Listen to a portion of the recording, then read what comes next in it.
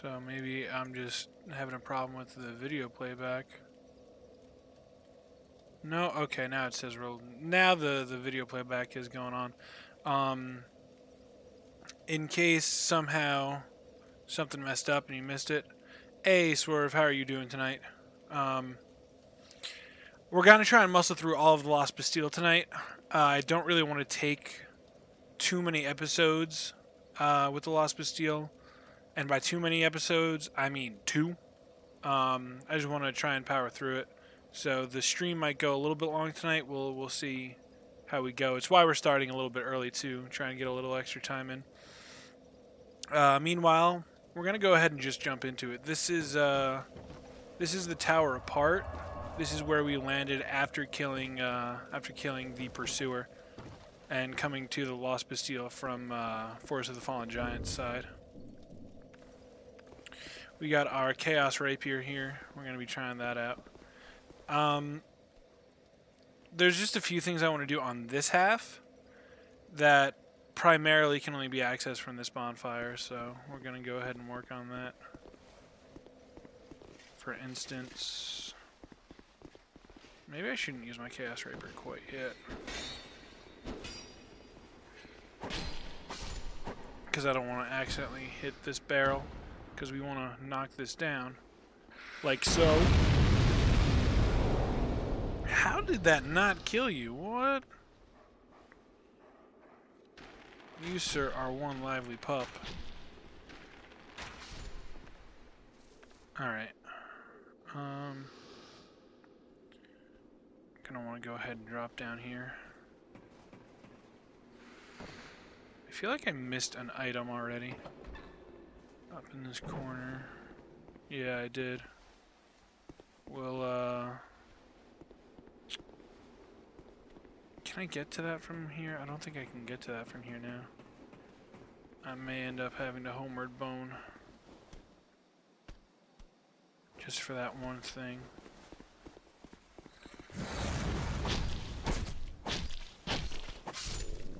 So those take 5 with our regular rapier. We're gonna do a little experiment in a second here. I have to pop a homeward bone because I kind of fucked up. Little tiny bit, but it's good.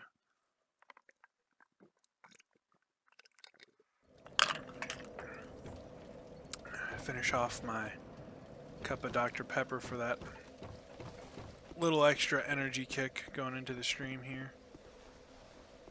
Alright, we're gonna do this right this time.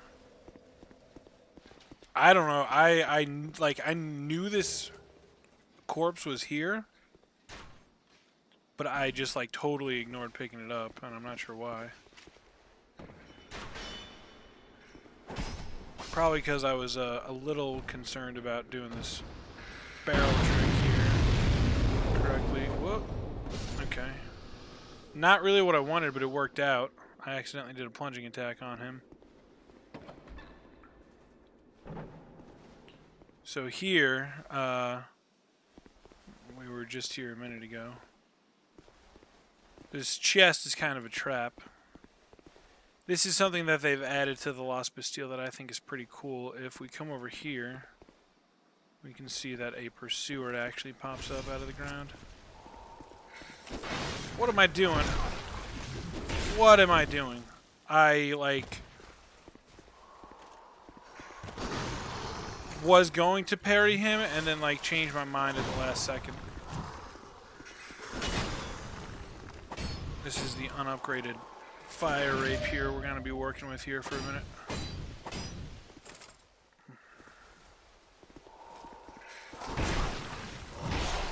Okay, too slow on that parry. That's what we want, so we can pop a... So the damage is a little bit higher on... Whoop. So when he does this attack, you can literally just stand behind him and swing away. He cannot do anything to you.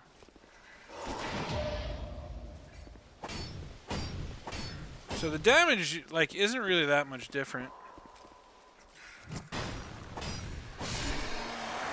between our Chaos Rapier and a regular Rapier, and he drops Twinkling Titanite, which we need to upgrade our Chaos Rapier. And in this chest we have Coveted Silver Serpent Ring, Human Effigy, and Fragment Branch of Yore. We'll look at the Coveted Silver Serpent Ring. We already have the +1 version. We got that from Melentia the Hag for spending 10,000 souls with her. We're going to go ahead and look at the original version. I don't think there's any difference in lore, though. There is not. A silver ring depicting the snake, both the servant and manifestation of the god of greed, Xandro. Greed is traditionally viewed as a vice, but only a fool allows that to ruin a good opportunity. We're currently using the +1 version of that ring, which gives us a little bit more additional souls. Although I think it is a little bit heavier. Alright, so it took 5 hits with our regular rapier to kill this guy, if I remember correctly. Get out of there, bug. There's a bug in my cup, and I want my ice. There we go. Oh! Distracted. 1, 2, 3, 4, 5. Alright, so we're pretty much at the same damage, regardless. Go ahead, use a life gem.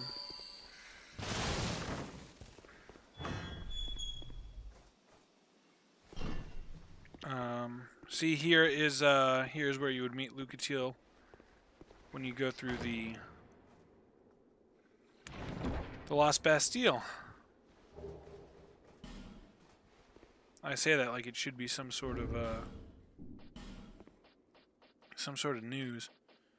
The antiquated key is what we got. This key is very old but in very good condition, such that it should still function. Only what lock does this key fit? We're gonna find out. For now, let's talk to Lucatiel, see what new stuff she has to say. I thought that might be you. You haven't changed a bit, have you? The longer I am here, the more madness I discover. A wretched place indeed, but not without traces of its former glory. What could have caused such degradation? Ah, yes. I have not thanked you for humoring me the other day. This is for you. She gives us a human effigy. Also, before I forget, trying something a little bit different. I'm using my desk light, and I have my... Oh, she's gonna keep talking. Okay. Are you done, Lucatiel? Thank you. I thought she was gonna finish her dialogue there. I have my room light turned off and my desk light turned on. Hopefully it drowns out the background a little bit better. Let me know if you like it better or worse, or if you guys don't care, because I'm kind of curious what everybody thinks about it. Let's see what else Lucatiel has to say. Our land of Mirror is surrounded by enemies and constantly at war. There is only one way up in Mirror. Join the Order and prove yourself in battle. My family had little fortune and no name. I had to carve out a piece of the world for myself. With 2 things. My sword and my loyalty to my lord. I was raised to wield a sword from birth. Life was hard, but I never gave it a second thought. I had swift success on the battlefield and quickly attained respectable stature. And then I came here to... Learning a little bit more about Mira tonight. Have you heard of the undead? These poor souls affected by the curse. An undead gradually loses his humanity until his wits degrade completely. Finally, he turns hollow and preys upon others. And a hollow can never be human again. One can skirt this wicked fate only with the help of the souls found here. Assuming, of course, that the legends are true. I can only hope that they are. I'm gonna put my binoculars on for a second here. I don't know if you caught that. Where are my binoculars? There they are. Okay. You're not gonna let us see, are you? So if we look, I'll try and get a good shot of it. If we look, she took off her mask. There's a pretty good shot of her face right there. She took off the mask she was wearing. And you can see that the hollowing process has started around her right eye here. Or left eye, actually. Around her left eye.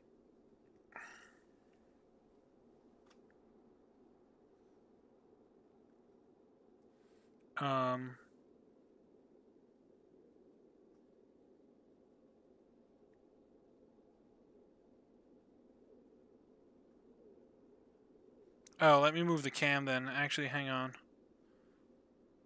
Boop. Turn the camera off for 1 second so you can get a really good look at her face. So this is why Lucatiel has come to Drangleic. Another character who's come to Drangleic to cure the curse. What's interesting about Lucatiel, though, is that she knows specifically why she's here. Gonna turn the face cam back on now. That you got a good look at it.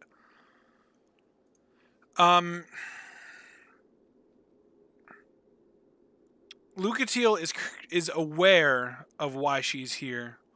A lot of the other characters have, by the point that we meet them, completely forgotten their purpose, the purpose of their journey to Drangleic. Lucatiel remembers quite well, however. We learned a little bit more about Mira, about the how they're knights and their country is constantly, ravaged by war. And really the only certainty in Mira is kind of fight or die, by the sound of it. Let's see if she has anything else to say. I'm sorry to burden you with talk of my fate. I suppose I've grown weary these days. I'm sorry, That's about all she has to say. We'll meet her again. Although, we're not going to meet her for quite a while from here on out. Truth be told.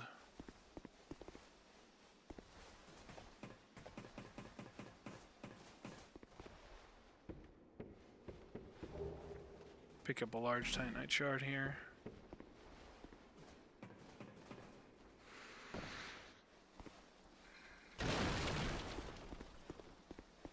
That's one path we see a few Royal Knights. Which actually is something to think about while I'm going through this area. Why are there Royal Knights here in the Lost Bastille?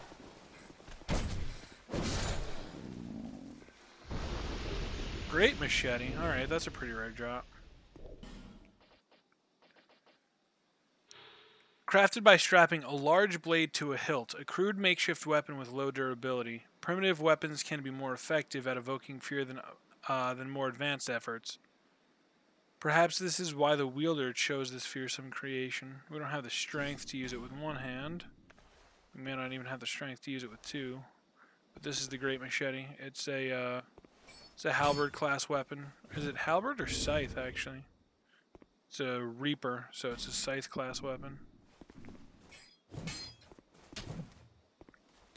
I don't really care for the scythe weapons in Dark Souls 2, to be totally honest with you.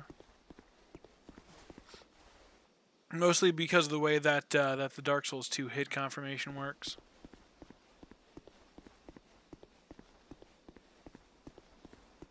There's another guy straight ahead of us, but I want to grab this item real quick. Gold pine resin. And then, we want to aggro this guy with our bow.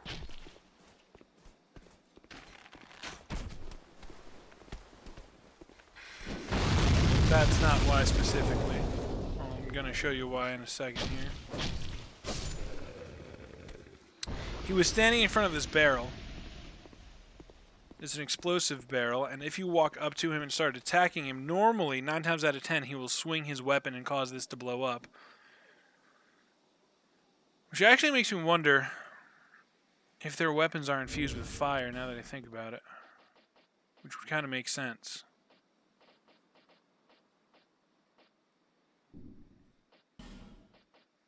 I'm looking for the weapon we just picked up. This is not infused with fire, okay. But maybe their weapons are supposed to be infused with fire. But the reason why we need this barrel is because we can kick it down the staircase. And that didn't really work. It's okay. If we're careful, take out these dogs before they can destroy this barrel. We want to push it back against this wall. And, Geronimo, as they say.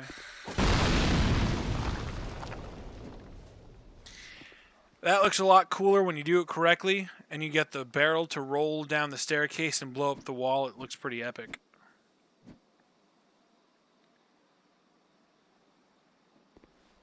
We can kind of get a glimpse. We can see a treasure chest beyond this locked door. Which we can get to by blowing up this wall. This is kind of a secret. I think I figured this out by accident.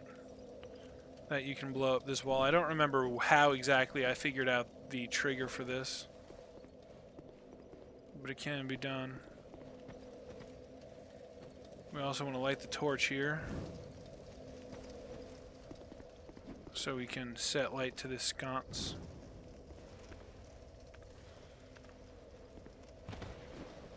Because that will cause Macduff to move over here by the fire. And we'll talk to him in just a second. I don't want to forget to get any of these chests, because they're good chests. 2 large titanite shards. 5 titanite shards.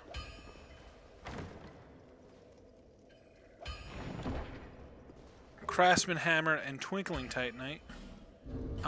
We haven't looked at any of the twinkling titanite yet, so we'll do that in 1 second. Heavy bolt and iron arrows.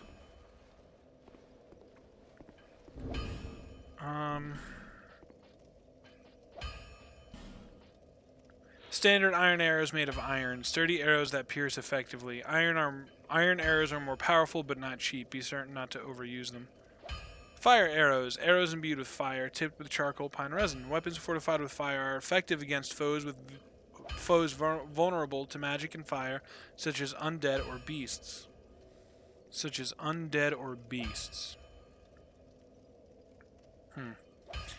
Useful in the short term for those who have learned no magic or whose magic is exhausted. See, this actually harkens back to the point I was making a little bit earlier. Maybe the weapons of the mummy-looking guys, the guys with the great machetes, it's quite possible that their weapons are supposed to be imbued with fire. Because fire, it's suggested that undead are weak to fire. And they're kind of the keepers of this undead prison. That's what the Lost Bastille basically is. It's a prison of the undead. So it would make sense that they have fire-infused weapons. Because what have we seen here in the Lost Bastille so far? Undead and beasts. If these guys are in charge of keeping order in the Lost Bastille, the undead prison, it would make a lot of sense for their for their weapons to have fire on it. Wood bolts. Then we got the craftsman hammer. An old smithing hammer, but looks like a typical hammer, but is in fact incredibly sturdy. Some say it was the hammer used long ago by a famed blacksmith of yore. I don't think I ever read the bandit axe now that I think about it. I'm going to read this. We got this last episode. Like I said, I don't think we ever read it.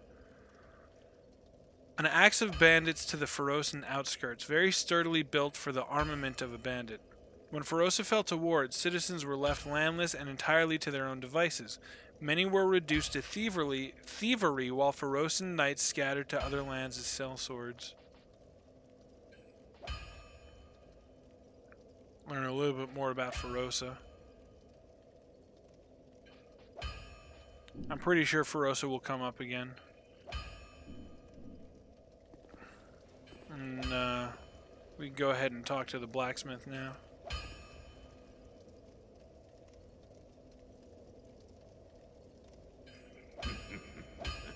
That was weird. The game just like... Oh, why can't they all be that was strange. Easy?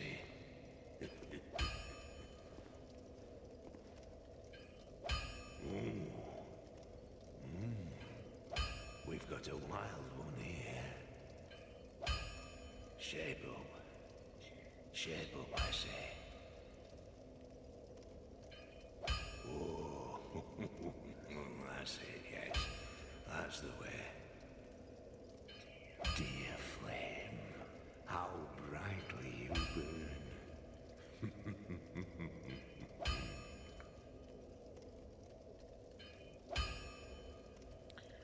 So, I wonder if he's supposed to be addressing our player character there, or if he's talking to himself. Like, talking about the equipment that he's supposed to be working on. Flame, I smell flame upon you. I'm Macduff the blacksmith. All I want is a little flame. So, hand that ember to me. Right now, you imbecile. He wants the dull ember. We'll give it to him. We read the item description. What a marvelous ember. You've got stones, I pray. Give me stones, and I'll fortify your gear. So he can infuse our weapon. We can get the first dark weapon if we want. We can also reinforce our weapon.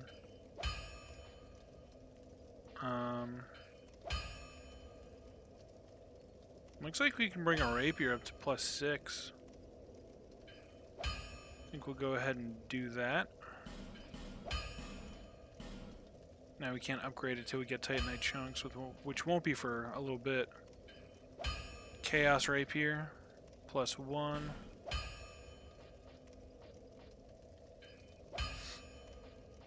And then I might start upgrading the Hade Knight Sword, maybe. Maybe. It's hard to say, really.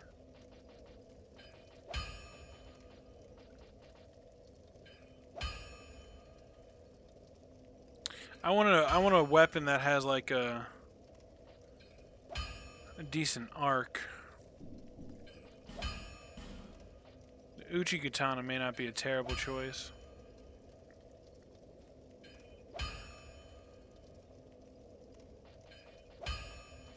We can pick up a longbow. Does more damage than a short bow, but it takes longer to draw. Macduff is like a meaner Andre. Yeah, he kind of is. And I think that may have been what they were going for. Quite possibly.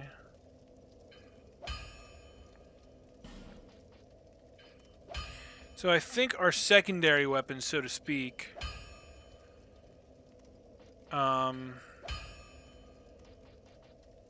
I want to use the Haydnite sword.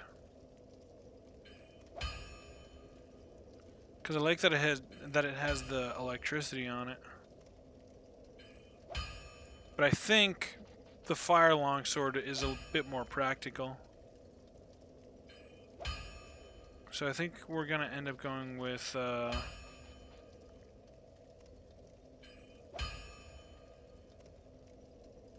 think we're gonna end up going with the fire longsword as our kind of offhand weapon here. Bring that up to +4. And if we want to, we can infuse it with dark if we want to. I'm not sure how good that would be, to be honest with you. We'll just keep it fire for now. Let's see what else he has to say. Flame, dear flame, I give you my all, and you wavered and faltered. From the start of time, Flame allowed man to flourish, and even now he devises new fiery arts, but his reason makes him doubt Flame. And so we waver and falter. Drawing some parallels between humankind and fire. The power of flame, power of the gods. In the end, it is all beyond our reach. And so, flame allures us, and we attempt to harness its power. Flame, dear flame. Flame, I give you my Alright, so all. that's all of his dialogue. So he's Flame.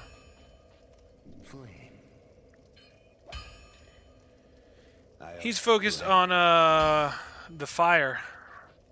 He's got some interesting ideas on the matter. Go ahead and buy iron arrows here. Flame. And at some point, I am gonna have to upgrade my bow and arrow once I decide what sort of bow and arrow I'm gonna go with.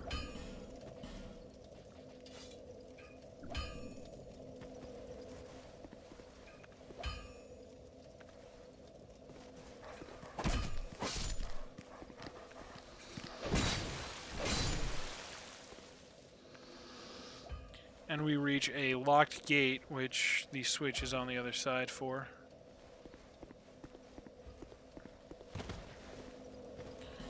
So we're going to go ahead and head back to the other side of the Lost Bastille.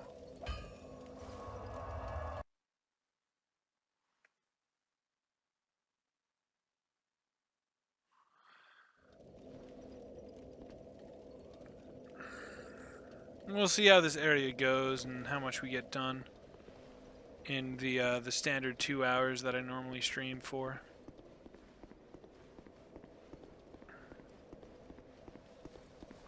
Because I am really tired tonight. So I don't really want to stream for much longer than 2 hours, to be honest with you. But we'll, Ow! Oh, cripeskis. I forgot there was a Forlorn invasion here.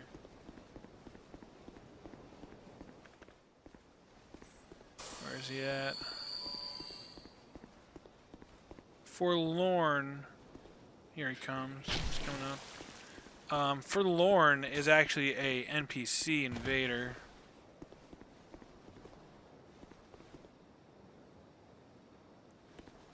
See if we can get the parry off. Yeah! First try, buddy. Pop a life gem real quick. Ow. Ow. Alright.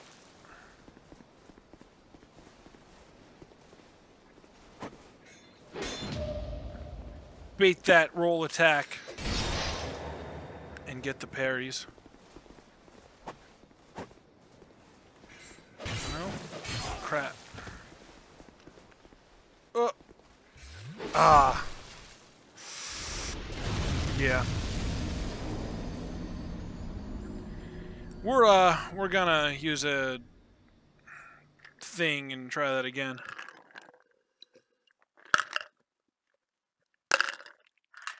He should invade us again. He should attempt to invade until we've successfully defeated him.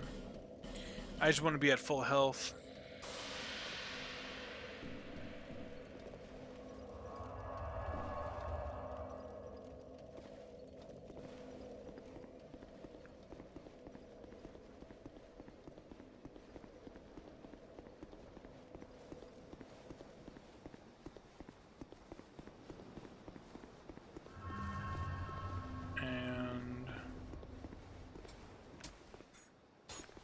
Alright, my bow and arrow's on this hand. I want to take out this guy.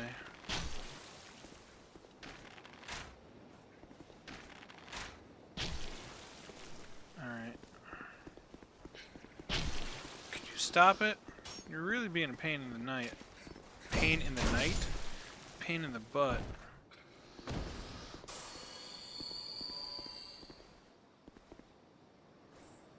Are we gonna get the forlorn invasion again?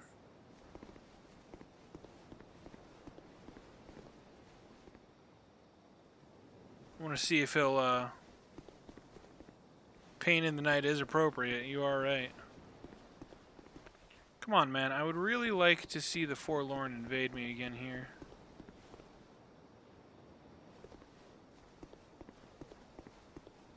I'm not entirely sure what the trigger is supposed to be.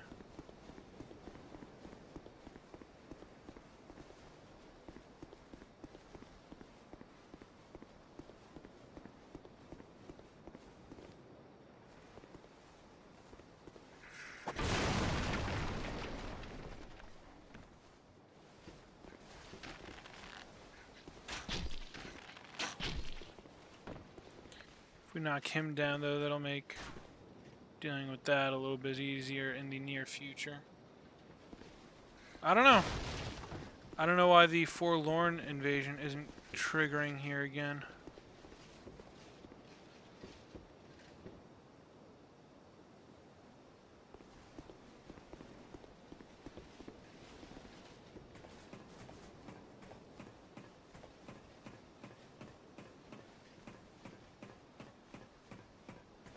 Strange. We almost had him too. I've never seen him invade on this side of the map though. He normally invades on the other side now that I think about it. So why didn't we get him over there? I'm gonna look this up real quick. I'm gonna see if there's a specific thing that triggers the forlorn to invade.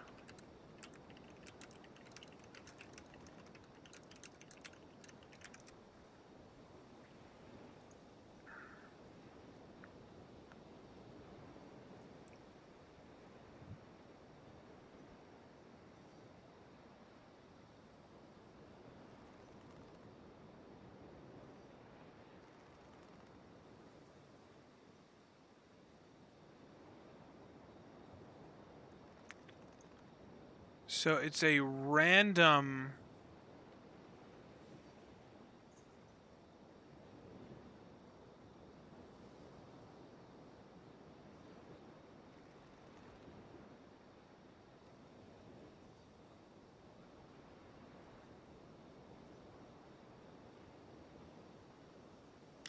Reloading the area can cause a forlorn to evade. The forlorn do not know how to attack creatures, so they are susceptible to the Seed of the Giants.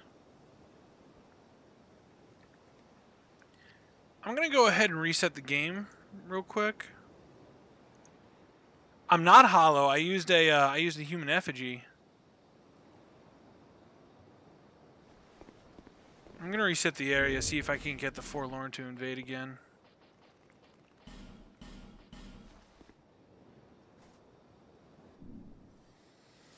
Because I would like to fight them, because when you kill them, you gain access to their armor.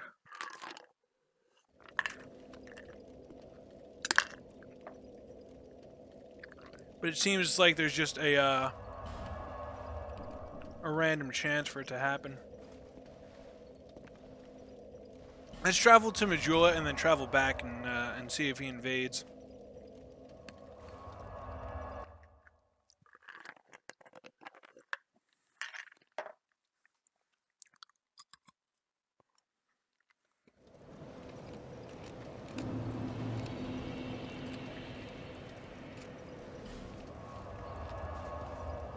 Exile holding cells again.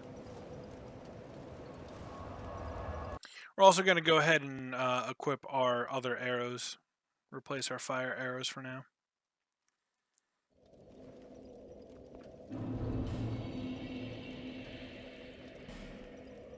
With iron arrows.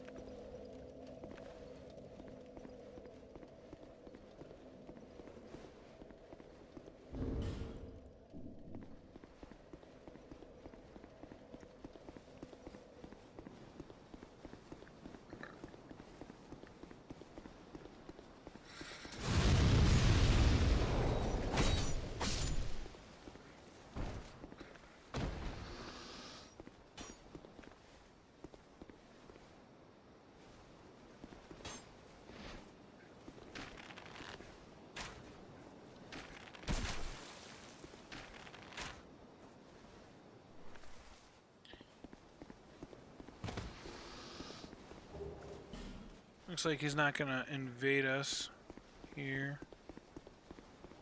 Again, I'm going to try one more thing. Black separation crystal. I thought we had Bone of Order, maybe? Can I use that this time? I thought we had the dried fingers, I guess not.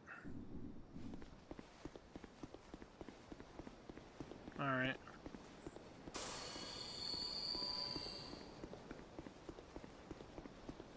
That's kind of annoying me.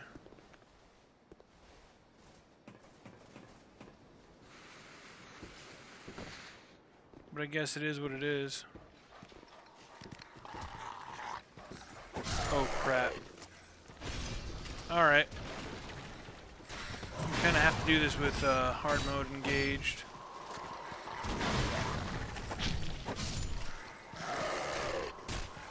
Oh, I mistimed that pretty terribly.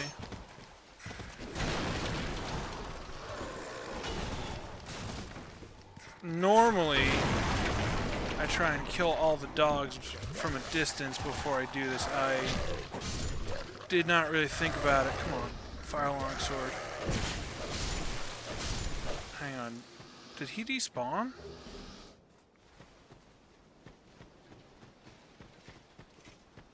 Seems like the... okay. He despawned, really?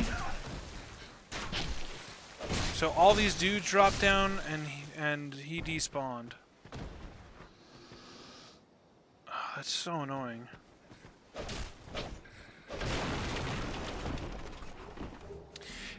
This is getting on my nerves a little bit because sometimes I come into this zone and the pursuer doesn't spawn at all. And then other times, he spawns immediately as you walk in here.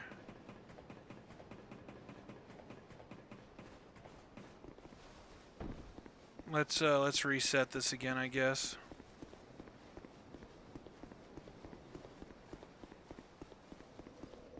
It only annoys me because that happened like immediately after we missed out on an opportunity to kill the Forlorn because I was too busy dicking around.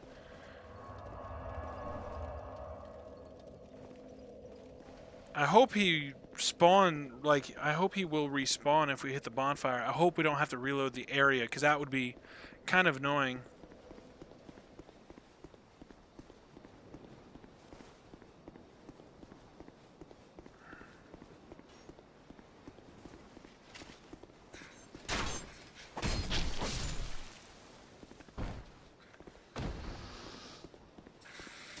Are you kidding me with that? God, I forgot that The Lost Bastille can actually be... Really? Come on.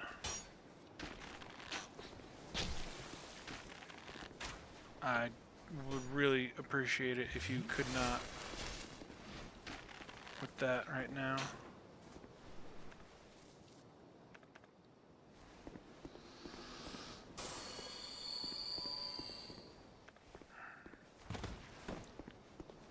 We got this item over here, correct? Yeah, we picked that up. It was a human effigy, I believe. Alright, now we'll do this like this.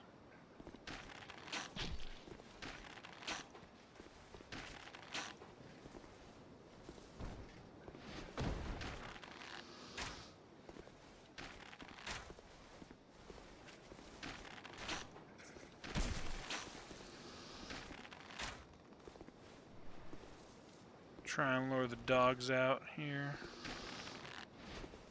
If we can, we don't want to go too far in.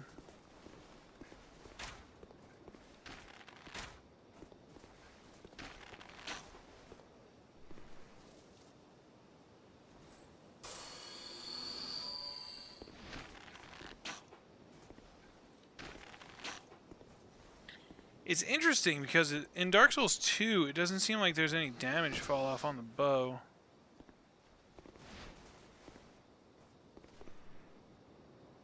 Alright. There's still one more dog over here.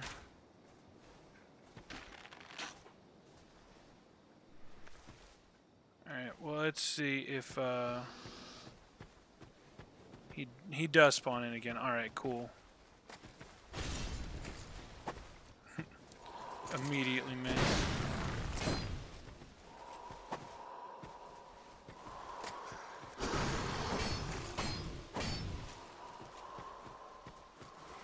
Whoop, I thought you were doing something else, friend.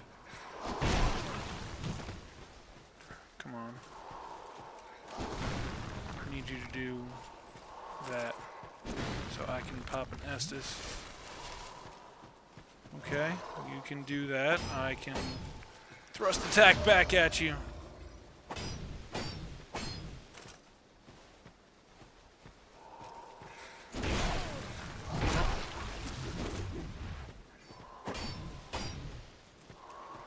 Well, get behind him, get behind him, get behind him. What? I actually took damage from that time. Normally you can't take damage when you're directly behind him from that. It's odd.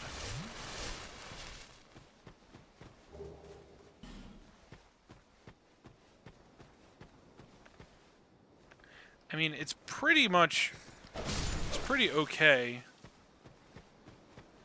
The reason for that is because we're right around the corner from a bonfire. Estus Flask Shard and large Titanite Shard. Some pretty useful stuff here.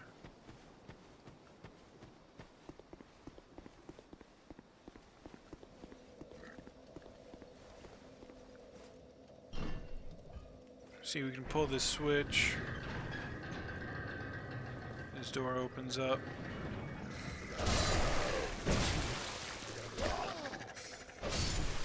You have to fight the demon dogs from hell. I hate the dogs in this game. They're a pain in the ass to fight. It's just like, it's almost like their attacks have no wind-up frames on them. They're just like instantly attacking you, so you don't even really get a chance to defend yourself.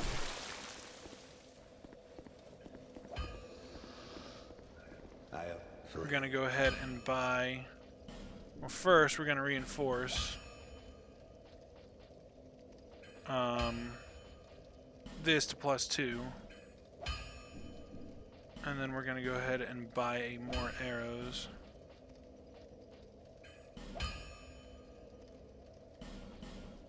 I'm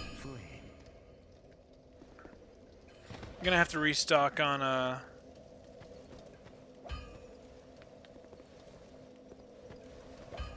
going to have to restock on life gems relatively soon too. But we should be alright for now.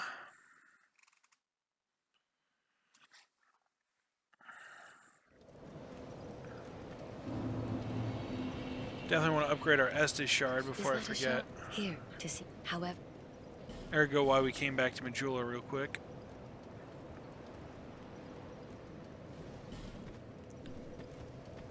Now we're gonna head back to McDuff's workshop. Already been streaming for 45 minutes. And we haven't really got a lot done, so we'll probably have to tackle the Lost Bastille over the course of a couple of nights. This is probably one of the largest zones in the game. There's a lot to the Lost Bastille.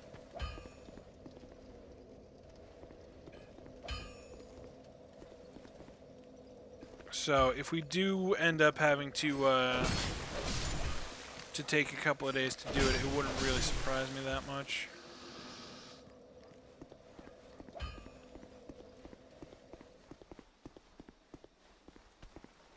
See, that's what normally happens if you just walk up to him, even from the other side. What? Okay. Get ourselves a Twilight Herb off of that guy.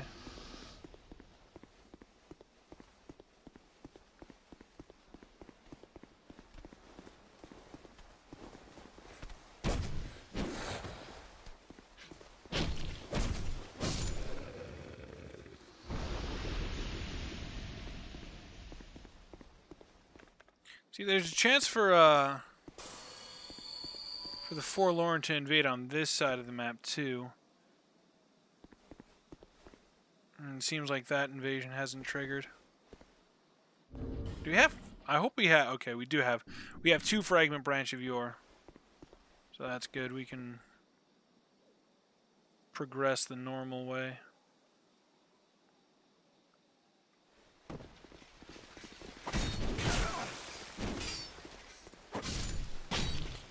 Although I guess theoretically, Ruin Sentinels is a totally optional boss fight at this point. Well, I say at this point. It's always been an optional boss fight, I guess. Can we... So, if you look in through the grated iron bars on the other side, you can kind of see a couple of Royal Knights in there. I wonder about something. Let's put our fire arrows back on. I wonder if we can shoot into there. If we could blow that up and blow them up. That is pretty cool.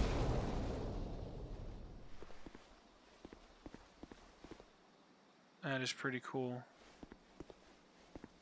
So it doesn't look like we're angled to be able to kill them.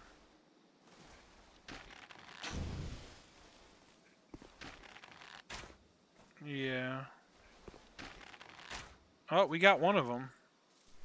That is pretty cool. And that guy walks over there. I've never actually noticed this before. Oh. Can we get this guy's attention? Can we get him to walk back over there?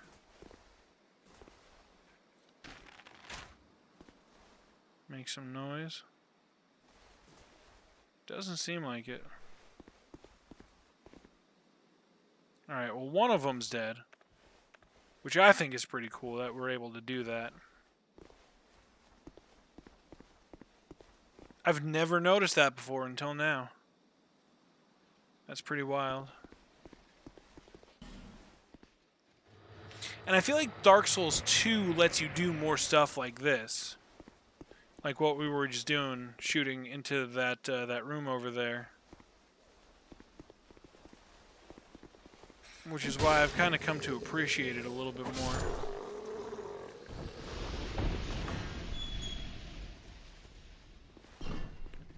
Of course, opening this door triggers another ambush.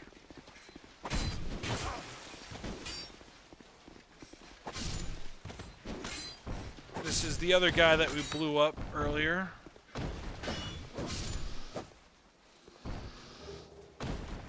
Pop that free life gem, I guess.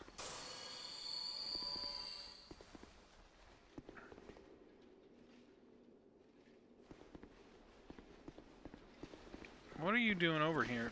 Oh, whoa! Where did you all come from?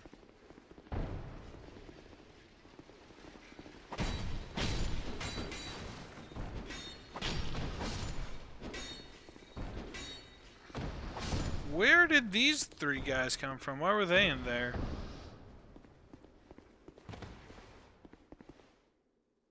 I have no idea. That's bizarre. There's some weird stuff going on.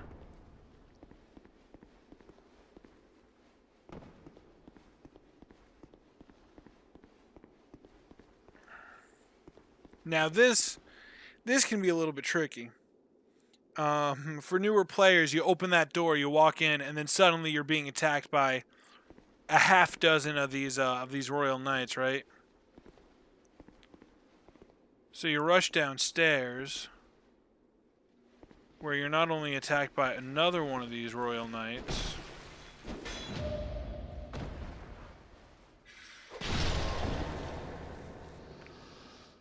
I want to take out that guy. I don't want this guy to explode on me. Dropped an alluring skull.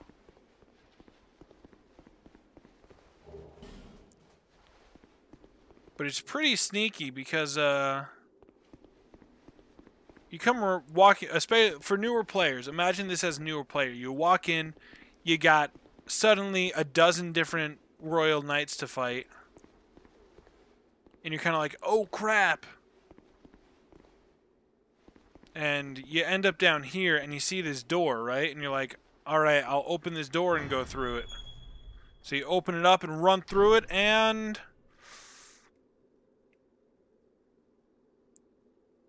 fall to your death.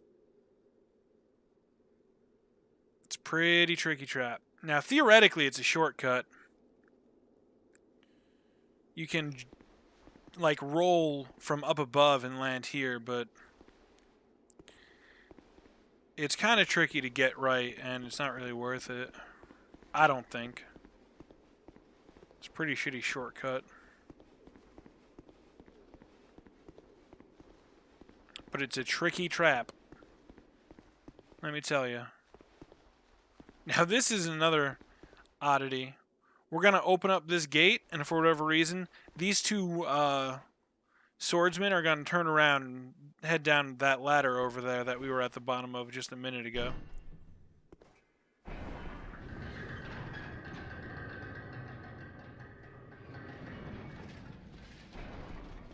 There they go.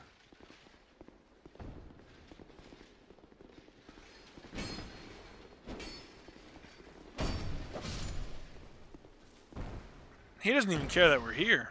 He's just like, whatever. My buddy died, I guess I'll die too. We haven't looked at any of these alluring skulls yet, so let's do that. A skull of unknown ownership. Smashing it releases traces of souls which attract nearby foes. Does not work on all enemies, but can prove useful in unexpected ways. A skull of unknown ownership. Does anybody know who this skull belongs to? Maybe it was Hamlet's. Alas, poor Yorick. I knew him. Does not work on all enemies, but can prove useful in unexpected ways. That's a funny item description, man. That is a funny item description, I think.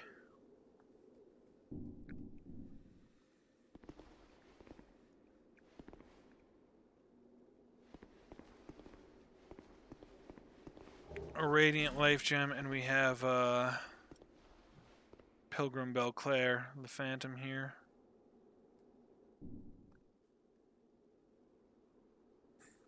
Excuse me, sir, does this skull belong to you? Maybe it's Timmy's skull. We'll carry Timmy. Timmy, your legacy carries on. As an alluring skull.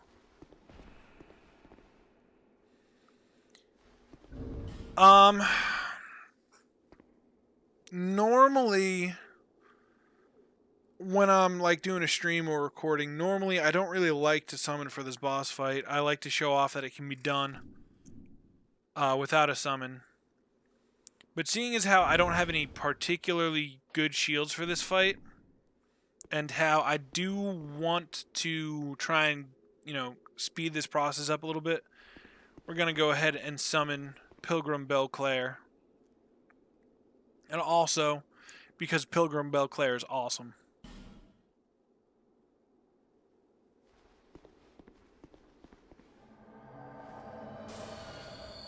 This is an NPC summon. How you doing, Belclair? Doing all right tonight? That's what we like to hear. All right. Why does this look particularly dark? I don't know. Kind of go ahead and use some lightning pine resin here, I think. Actually, can I? Yeah, I can. Okay, cool. Lightning effects look awesome in Dark Souls 2. I actually think that lightning effects are my favorite weapon effects in Dark Souls 2. Ooh. There he goes. It's exactly what we didn't want to happen. But I suppose that's my own fault, huh? He's gonna jump up here.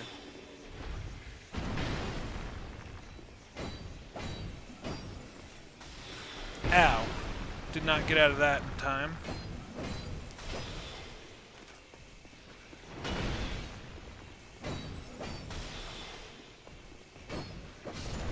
Got him.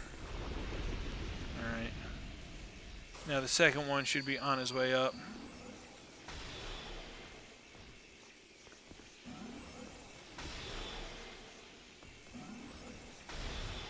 Here he comes.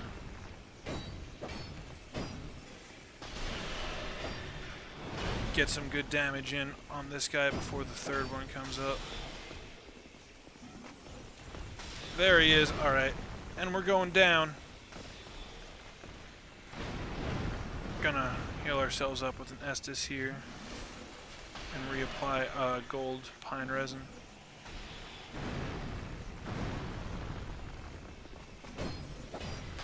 Crap.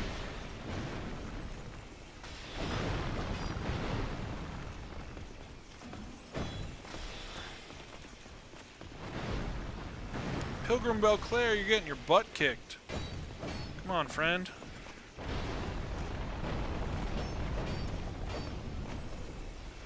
You're drawing all the aggro to yourself.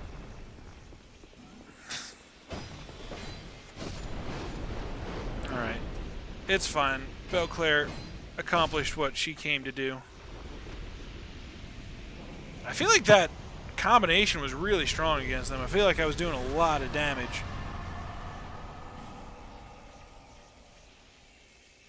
Lightning weapon looks so cool in this game. Look at that. Look at that effect.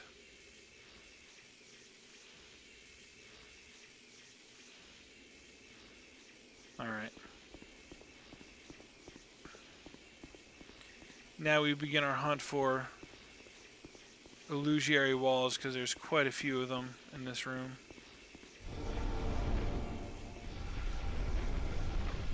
I think this resin might last a lot longer than I thought it did.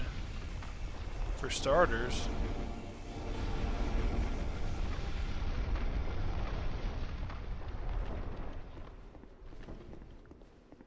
Definitely lasts longer than I remember it lasting.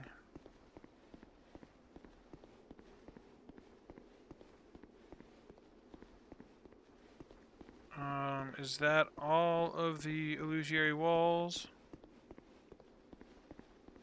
Seems like it. Oh, there's just a chest sitting right here, though. Oh. That's why. The Target shield. Oh.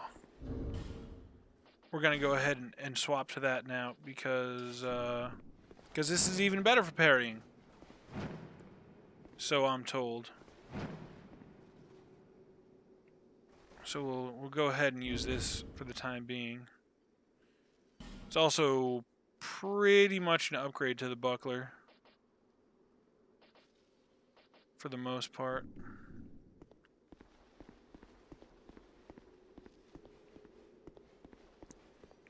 Belclair does not have any quests or anything associated with them.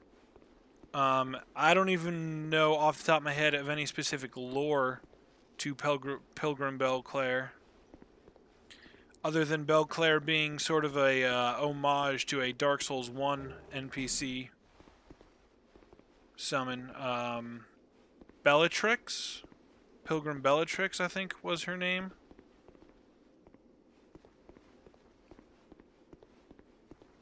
We'll run around once real quick and finish collecting. Finish collecting all the loot in the room. This is why the Lost Bastille is so long usually, because there's just like hidden walls on hidden walls on. See, look at that. This is a area behind a hidden wall with a hidden wall behind it. You got stuff like this all over the place in the Lost Bastille.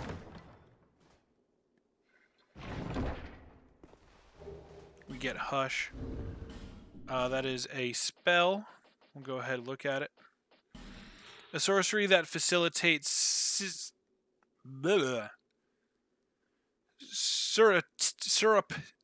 I can say this word. I don't know why I'm unable to right now. A sorcery that facilitates surreptitious activity. Reduces the sound made by its caster. The eastern land of Mira is not only the home of proud knights, there is also a tradition order of shadow knights who quietly carry out unspeakable tasks. Learn more about Mira. Seem to be kind of ninjas in Mira as well. Seems to suggest that they employ the use of this sorcery, which reduces the sound made by its caster.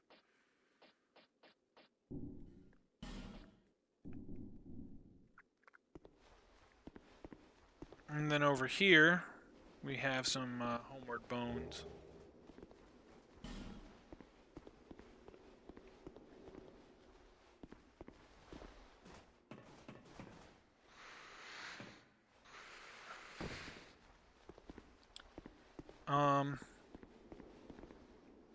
Believe that's pretty much it for secrets. What is going off? Why is my computer making those sounds? But wait, there's more. I heard you like secret doors, bro. If you're not careful, this guy will blow up and destroy the chest. So you want to be quick on killing him. Or you miss out on some rogue water.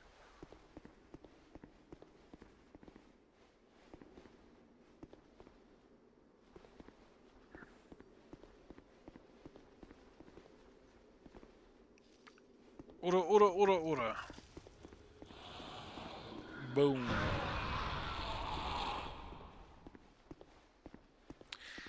One very odd decision that they made between vanilla Dark Souls and Scholar of the First Sin Dark Souls is they expanded this hallway. Or they made this hallway longer. It used to only be 4 cells, 2 by 2. 2 on each side for 4, but they added another row of cells. Now it's 6 cells long, and I'm not really sure why.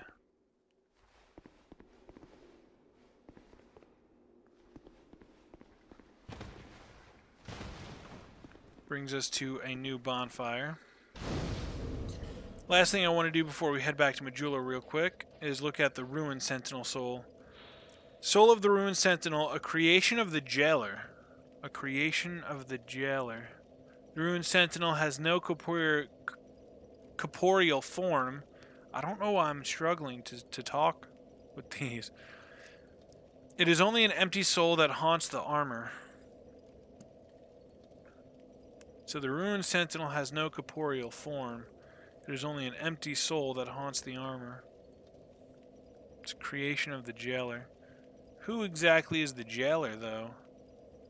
Or is that kind of like a translation error? It's supposed to be a creation of the Jailers, the undead Jailers. The undead jailers being the mummy-looking guys with the great machetes. Huh. Kind of interesting. Kind of interesting. Alright, we'll travel on back to Majula here real quick. And I am going to take a very short break. I don't think I've taken a break the last 2 times that I streamed. But I'm out of drink. I'm going to go grab, stretch my legs and grab some water real fast. I'll be back probably in like a minute or so. But for those on YouTube, as always, I am going to remove the face camera during the break so you can very easily use the tracking bar to see when the break starts and when the break ends.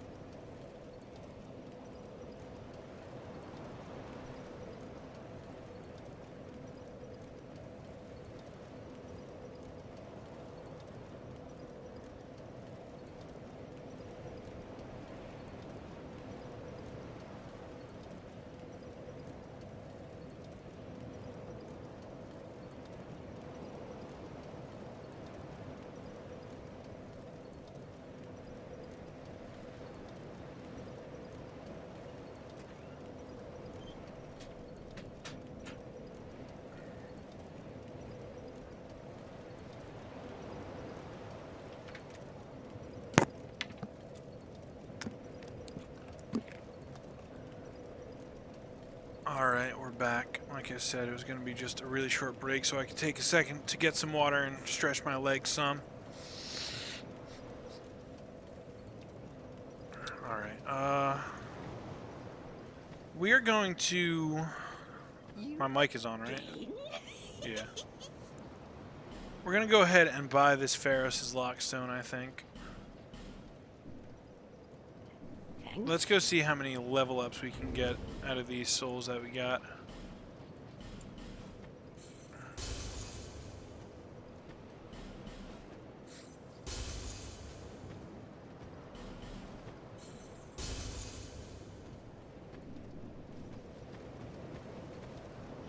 Bearer of seek less.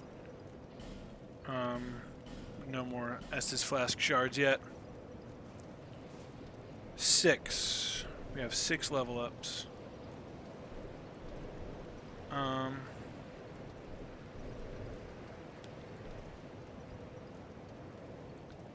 I think what we're going to do is bring our... We don't really need more vitality right now.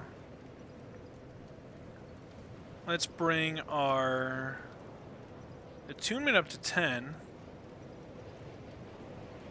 And why don't we bring our faith up to 15 so we get a little bit more on for out of the fire bonus here.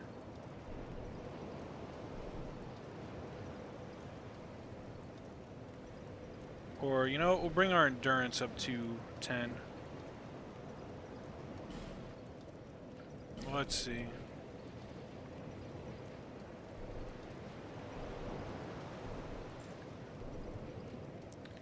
I mean, this brings our Chaos Rapier from 278 to 281, so that's quite a few points of damage. But I want to get our endurance up to 10.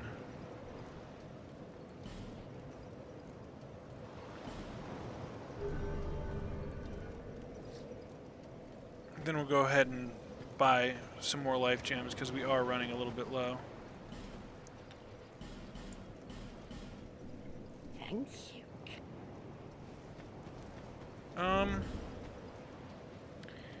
Anything else that I really wanted to take care of while we're here? No, I think we're good for now.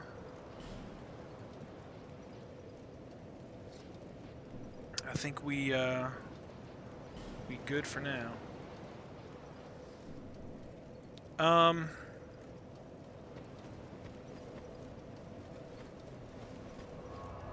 For the spell that we're going to attune, I think we're gonna go ahead and equip the fireballs here and throw on our pyromancy flame. I don't believe it'll do too much damage, but I wanted to play around with it.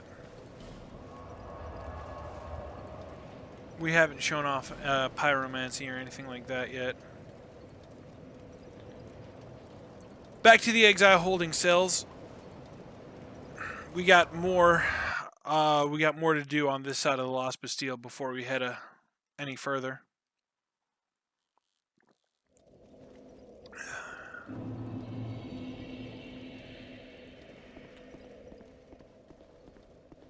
And I don't see a point as to why not do it, you know?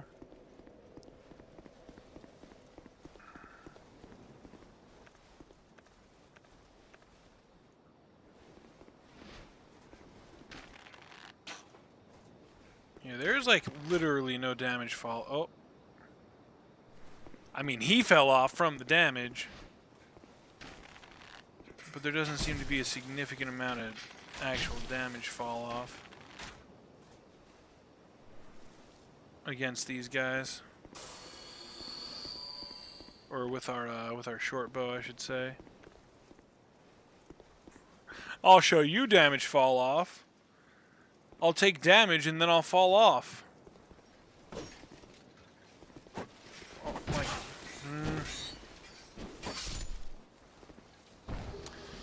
dumb. It's dumb.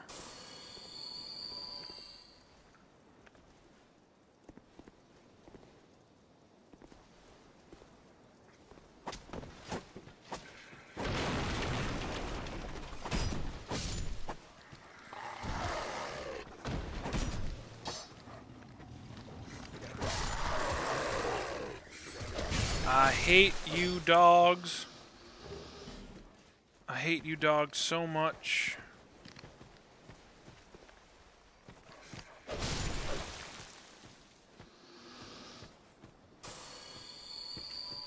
I severely dislike you dogs.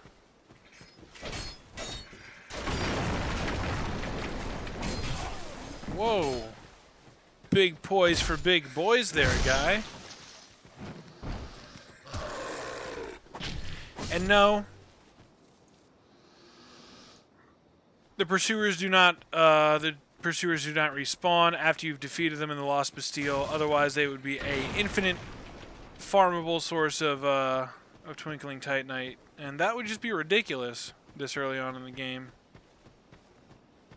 It would kind of invalidate the need for regular Titanite, yeah.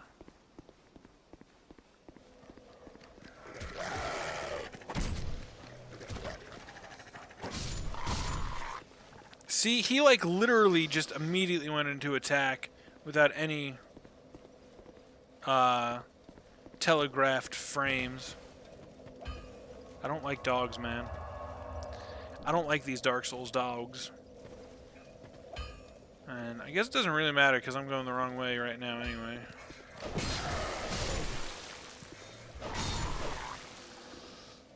But I do like to farm the dogs out here, just so I don't have to deal with them when I'm trying to explore.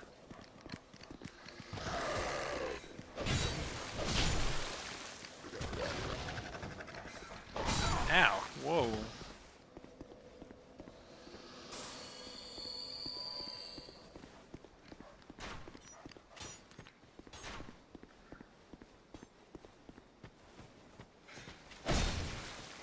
Now I remember why I don't usually come from this direction here.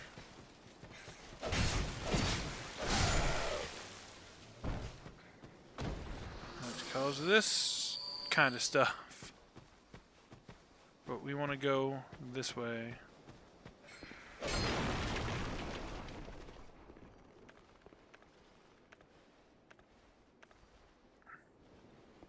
And go ahead and see if we can't do this. Alright, that not what I expected. I expected to shoot through the wall rather than collapse it, but hey. Whatever works, I guess.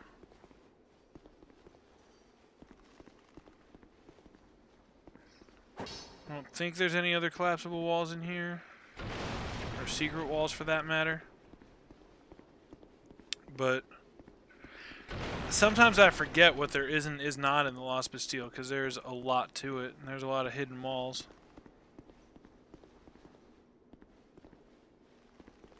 Use antiquated key. That's what the antiquated key opens here.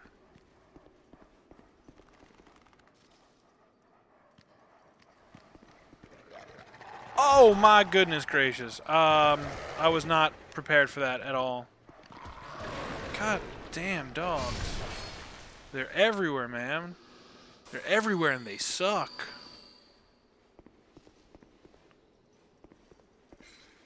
Should not be using a fire weapon next to explosive barrels, but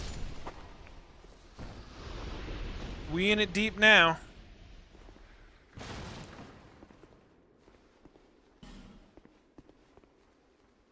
No more, no hidden walls in here, right? Nope. Okay. Alright. So we end up in this little courtyard here with this gentleman who apparently wants to drop down on top of us. We're gonna go ahead. So we're gonna take a second just to look up. I believe that's the tower where you meet Lucatiel in there. And we came from up there somewhere. You can knock this stone down, and out comes an ambush. 3 of these super dangerous explodey guys. And what do you get for it? The Wanderer set, the armor that we started with. So now we have 2 of those sets. That was our character's starting armor when we spawned into the game.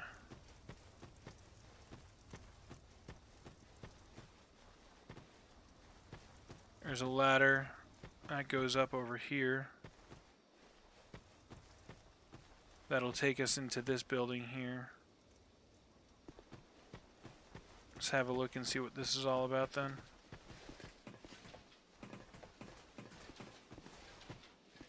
I can hear some Royal Knights, like this one here. I think they might be resistant to fire, now that I think about it. That seems to be the case. Because they take a lot more damage from my regular rapier than my chaos rapier. What just happened? He just hit me through the wall. Well, you're not getting anywhere fast with that attitude, buddy. Let me help you out there. You're doing fine. Keep up the excellent work.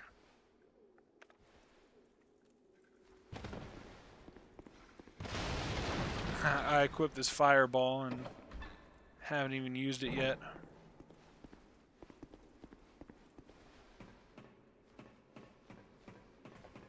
Up here, we can see down into this next room. Can see something hanging on the ceiling. I don't know how well you guys can see it on the stream, but I can see it. I tried to keep my brightness turned up. It makes it easier to see it on the stream. And then we have this walkway into this room that we were just looking into.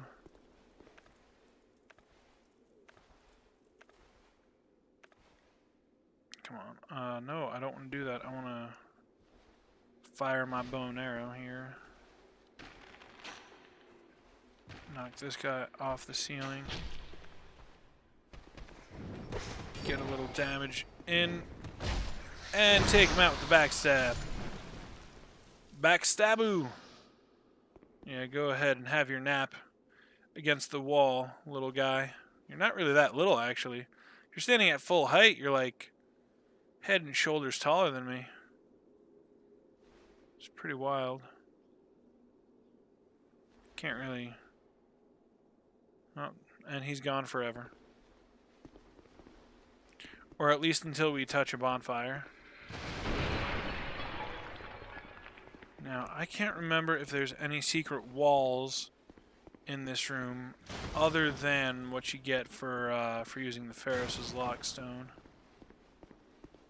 I don't believe that there is.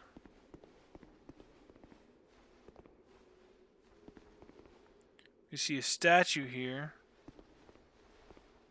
Gentleman holding looks to be some sort of scroll, maybe? Some sort of book, perhaps? I can't really tell. I'm not really sure if this is supposed to have any significance. Alright, so it doesn't look like there's any hidden walls in here except for...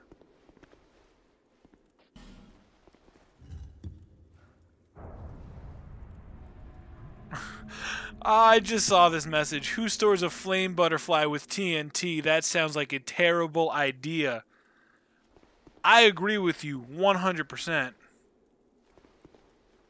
That does sound like a terrible idea.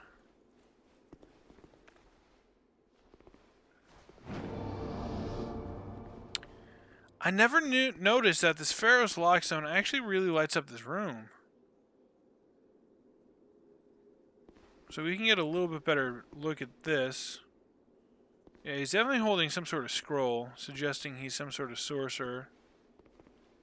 I still have no idea who it's supposed to be. Weakness woman. Be wary of woman, liar ahead. I don't think these statues are supposed to be anybody specifically, really. And because of that, we're going to go ahead. We're going to open some of these chests. Twin blades. That could be a fun weapon to use at some point. 1426. We are way off of using those, though. The Chopplecopters. Parrying dagger.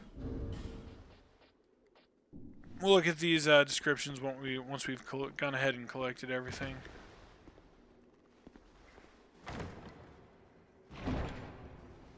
Another soul vessel. Which is useful if we decide that we want to reallocate our stats at any point.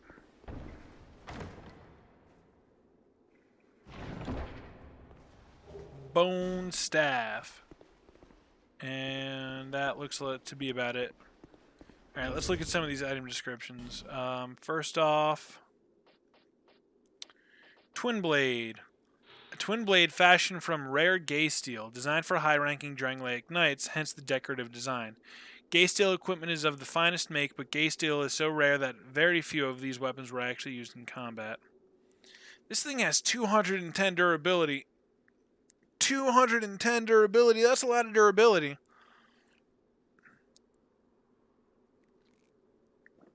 I wonder if there's any validity to actually using the twin blade. Might try it at some point, see how it goes. We got the bone staff. Staff crafted with animal bones, a catalyst for sorceries and hexes. Properly trained sorcerers receive their first staff from their master after reaching a certain level of accomplishment. Those without proper training must devise something of their own making. So this is a staff used presumably by a sorcerer who was not formally trained.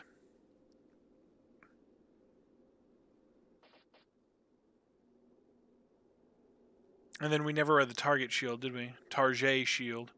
Small metal shield with protrusions. Small shields are very light and easy to use, but are not very stable when attacked. The protrusions on the center of the shield are designed to brush attacks aside and make parrying easier.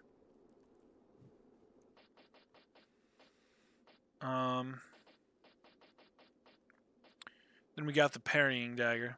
Unlike standard weapons, this dagger is intended for parrying. Accomplishments are forever out of reach to those who constantly fear failure. A true warrior hones his body and mind and peers far beyond immediate hardship. I'll show that off real quick. Parrying dagger is a dagger. Does a little quick thrust. The offhand is a parry, like the rapier.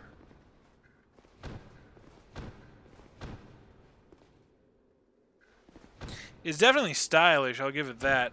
But we get a lot more parry frames out of our Target shield here.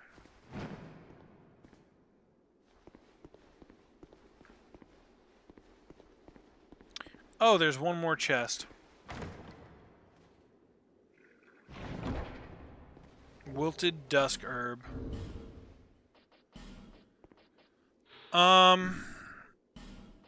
Well, we haven't read Twilight Herb either, I think, now that I mention it. A gray herb that grows hidden among the rock surfaces of tall mountains restores a number of spell uses. There is no end to the scores of people who risk life and limb to forage for this valuable herb, which led to a banning of its harvest in some regions. And the Wilted Dusk Herb. A wilted and faded stalk of dusk herb restores a great deal of spell uses. A dusk herb in bloom works wonders, but will wilt in the blink of an eye. Needless to say, finding such an herb is of the utmost difficulty.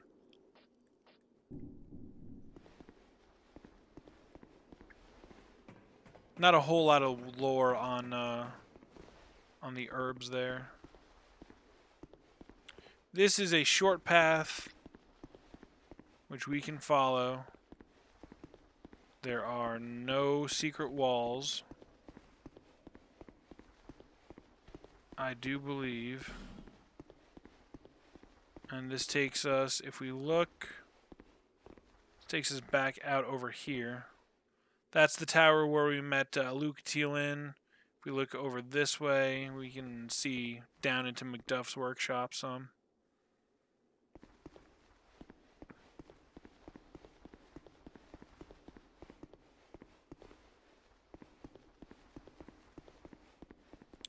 But if you remember, we saw this over here.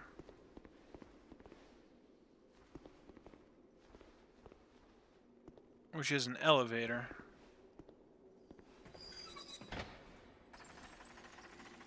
Which apparently takes us up. I thought it took us down.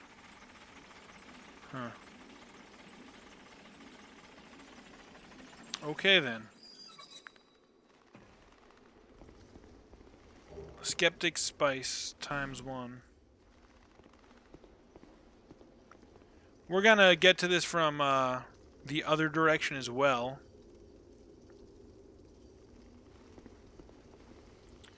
If I remember correctly, the easiest way to get this item is to just step off from here. I could be wrong and I might die horribly here. Let's, do we have a ring of sacrifice or anything? No, we don't.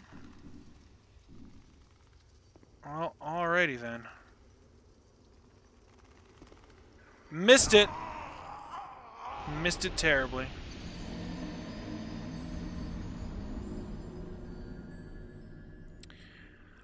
Alrighty then. Let's try and go get our souls back, shall we?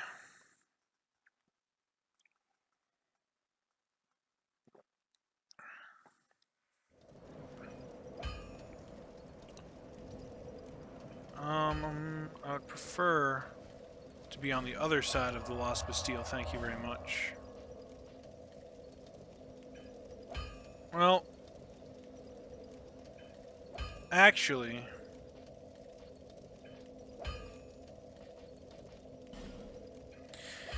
we're at an hour and a half. I thought we were a little bit closer to the 2-hour mark.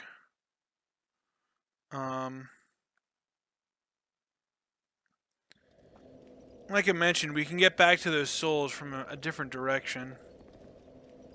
First, we have something else to do here. I'm gonna go ahead and light a torch.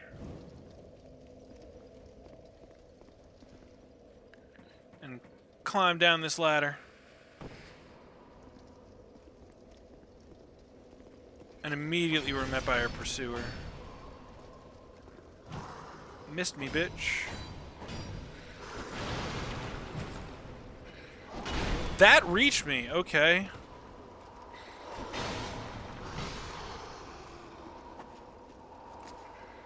Interesting.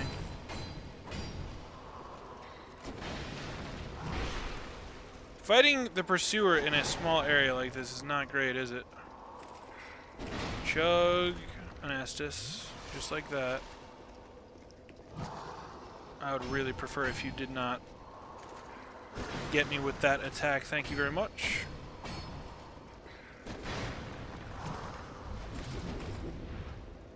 We got him.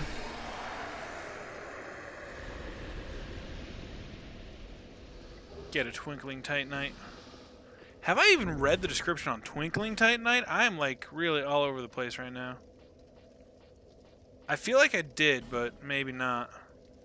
A form of Titanite with special power. Reinforced equipment that cannot normally be reinforced up to +5. What cosmic event could have created such a powerful class of Titanite? Here we get the large club.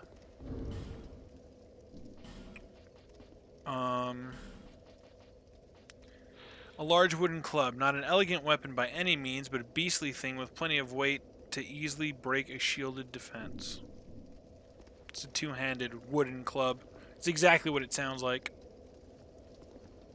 Over here we have another Pharos' lockstone contraption, which we don't have any more lockstones in the inventory. So we're going to have to come back for that later. Which realistically is probably for the best.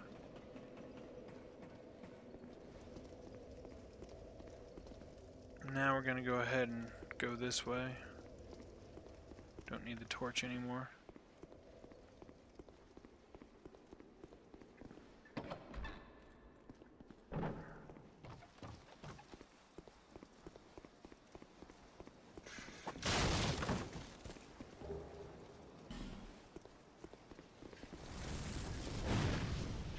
That didn't really do a whole lot of damage.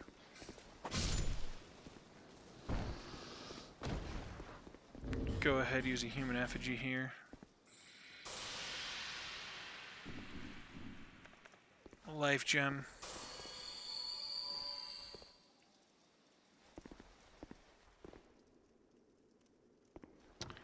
Up here we have a path in this direction. We can see into the courtyard where we were down below earlier. We'll come back to this in a second.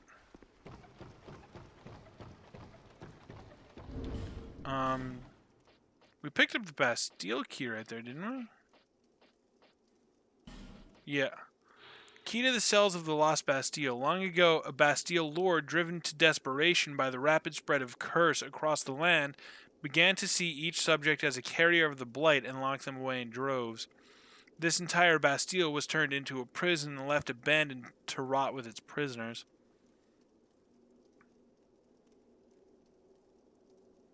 Long ago, a Bastille lord, driven to desperation by the rapid spread of curse across the land, began to see each subject as a carrier of the blight and locked them away in droves. This entire Bastille was turned into a prison and left abandoned to rot with its prisoners. I was thinking maybe for a minute that kind of disproved the,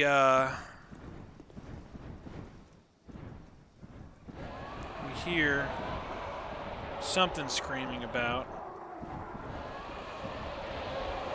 We can see something flying around. We didn't get a real good look at it. But those are the Belfry Gargoyles, which is a optional boss fight, which we can't access quite yet. More flame butterflies. And if we go ahead and hop this fence, it's not really a fence, is it? Go ahead and hop this gap. We get large soul of a nameless soldier. And this ladder which goes up to where we were before. By where we were before, I mean, I will show you in a second.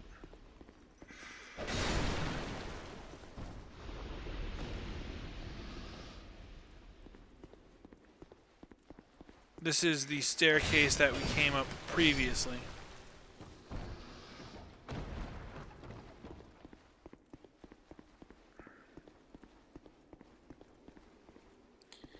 And here is the best door in the game. Poor little skeleton. Happiness ahead. Ain't that the truth?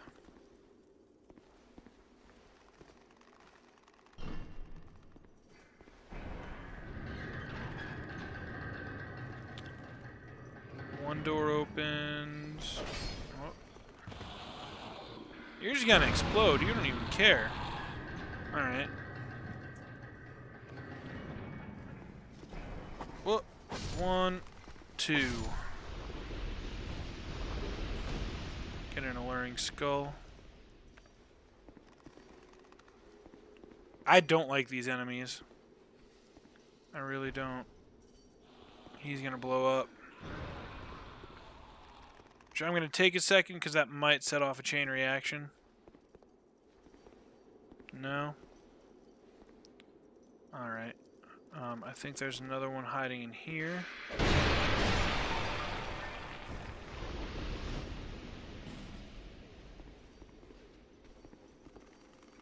Oh! Shit. Oh, run away, run away, run away. Okay. Ooh. He was up there, the cheeky bastard. And like I said, I really do not like these enemies. There we can see the item that we were trying to get.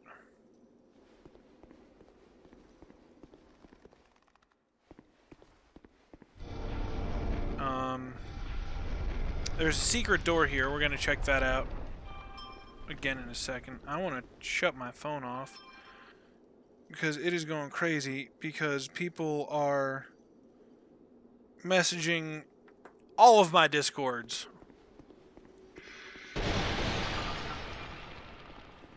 Alright, up here.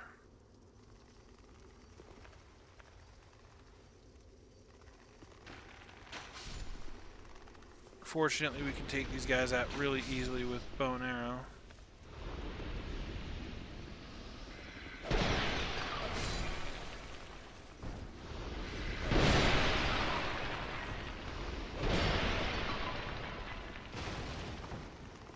Illusionary wall ahead. But this is the door that we would end up at. Here are our souls from before. Not something and therefore jumping off. I don't know the best way to get this item, actually. We're going to light a bonfire in a second here, so I'm going to go ahead and come back to this in a moment. Up here we have more of these guys who are actually non-hostile. We can stand here all day and they won't attack us, but they drop souls. And there's nothing wrong with some free money every now and then.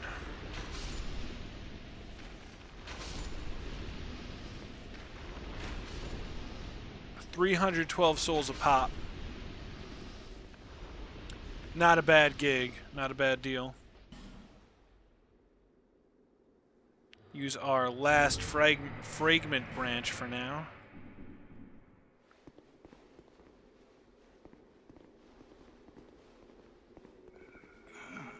Still a bit stiff, I'm afraid. Stiff, I'm afraid. I must thank you, young traveler. I am Strayed, a wandering sorcerer of sorts. I've been a guest for a very long time. but I don't think that anybody will miss me.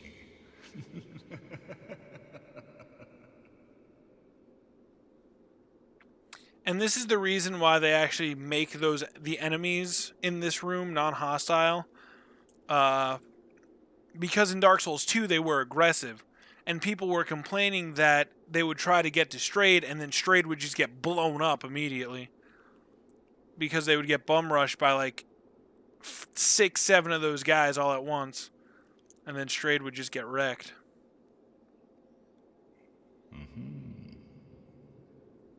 Very good. Very good indeed. Cursed one, weak you may be, but I, Strayed, will teach you my spells. Mock gesture. So Strayed is a cool character. He sells us some miscellaneous gear. Ring of Knowledge increases intelligence. A ring blessed by the High Priest of Vulcan increases intelligence. The clerics of the great city of Vulcan are perennially entrenched in scandalous power struggles, but among them remain a few strong-willed, upstanding noblemen. Lingering Dragon Crest Ring, a ring used long, long ago in a land that existed where Drang Lake does now. Extends length of spell effect. The ancient dragons were once worshipped in several nations, and rumors concerning objects of similar enchantment to this uncommon ring abound in many lands, though their origins are no longer verifiable. A ring used long, long ago in a land that existed where Drang Lake does now. Extends length of spell effects.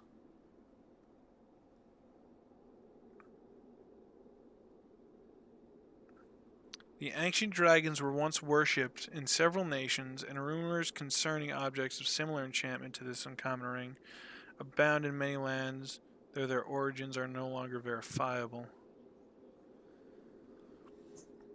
That actually makes me kind of curious. A ring used long, long ago in a land that existed where Drang Lake does now. That's not like hinting or speculation. That's saying that this ring was used where Drang Lake does now. In a land where Drang Lake exists now.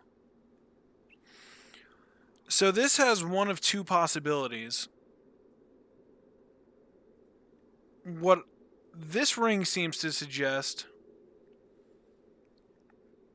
is either it's directly telling us that, yeah, this is Lordran, or it's not actually Lordran, because the Lingering Dragon Crest ring, the Dragon Crest rings in general, there's a few different types of them. The Dragon Crest ring in general, the series of them, I should say, are known from, not Astora, Vinheim, and the Vinheim School of Magic. Now, it's possible that Vinheim exists where Lordran exists. Like, they're on the same landmass. But you never go to anywhere that's supposed to be Vinheim in Dark Souls 1, suggesting that Vinheim is separate. Now, there's another layer of interpretation here. You can say, well, Vinheim is where the rings originated, but they were used in Lordran, Land of the Gods. So that's another way you can consider it.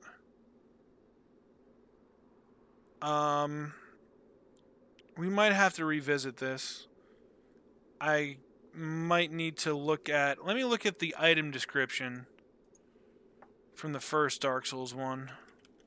Lingering Dragon Crest Ring, Dark Souls 1. Let's see. A special ring granted to only the most accomplished sorcerers at the Vinheim Dragon School. The ring is engraved with the Lingering Dragon and boosts the length of the effects of sorceries. That is the... That is the description from Dark Souls 1. So, to me, in my mind, that seems to suggest that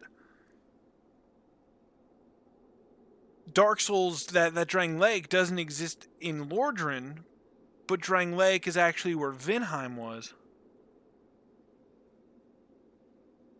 Of course, because the flow of time is convoluted, Vinheim could have fallen into, Vinheim could have been destroyed hundreds of thousands of years even before Dark Souls 1 began.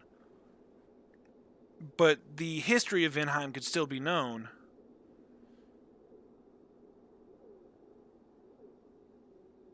So, there's actually an argument to be had in both directions saying, well, the Lingering Dragon Crest Ring was known for its uses in Vinheim, not Lordran. But you can also say, well, a lot of the Vinheim Dragon School sorcerers traveled to Lordran where they used their Dragon Crest rings.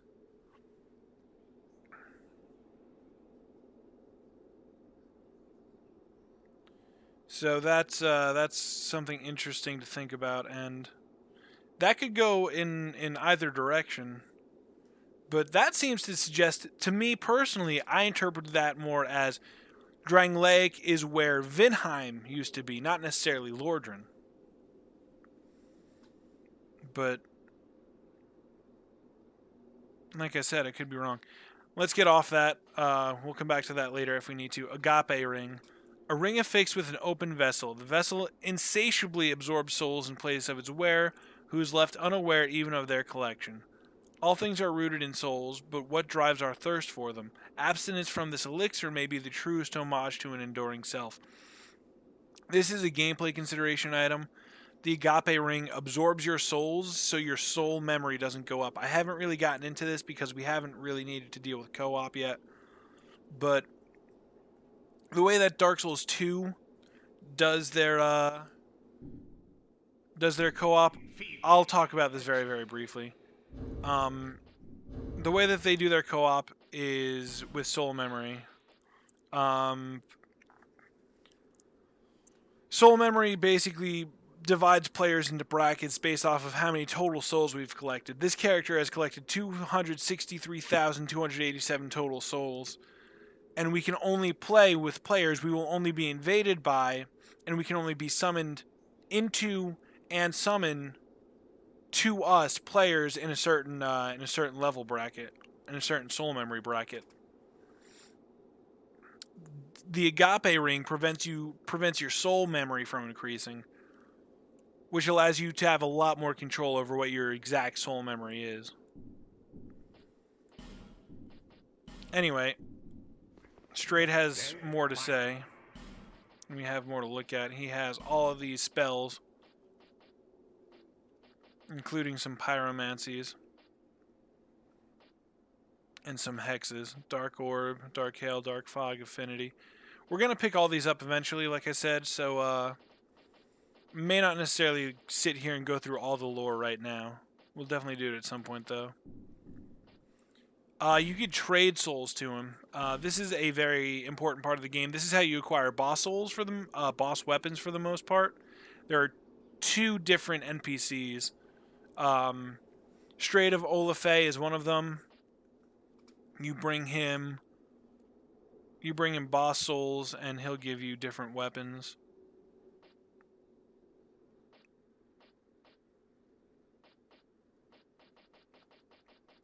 Nothing that we can actually use right now.